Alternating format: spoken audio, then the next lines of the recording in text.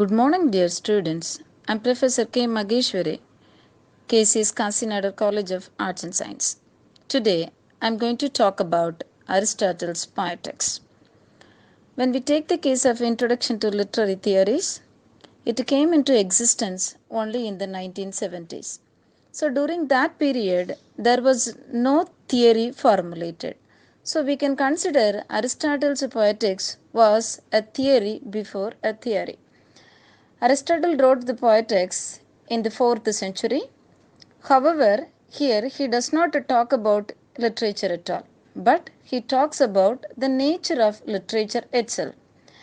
Here he has given the famous definition for tragedy, that is, tragedy should have a great emotion and it is an expression of serious action, and the language of the tragedy must have a poetic ornament, which means a decorated as well as a highly bombastic language should be used in a tragedy.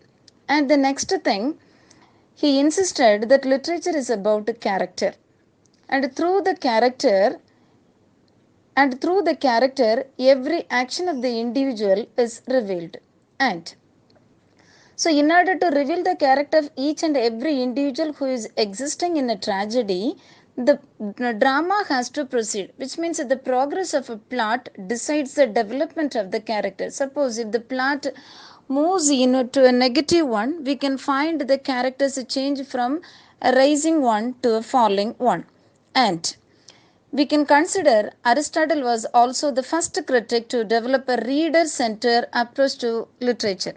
Earlier, there were writers who had the concern only about the writer's perspective. There was no concern given to reader's perspective. So we can consider Aristotle was the first one who has developed the reader-centered approach. So what do you mean by reader-centered approach? Why he wanted to insist? He looked at the tragedy from the eyes of the audience, how he looks at and what are the expectation of the audience while he looks into the tragedy. For example, when we take the case of a tragedy, we can say that the hero must be a highborn, which means the hero must be an aristocratic of blood, otherwise a royal family. So suppose if he belongs to that category, we can feel pity for the fall of the protagonist, otherwise the main character of the drama. According to Aristotle, a tragedy should stimulate the emotion of pity and fear. When do you have pity on the main character, otherwise the protagonist? When we feel the protagonist comes from an aristocratic family, otherwise a royal family, then only is a downfall will create, otherwise will provoke a sympathy and empathy from the minds of the reader or the audience.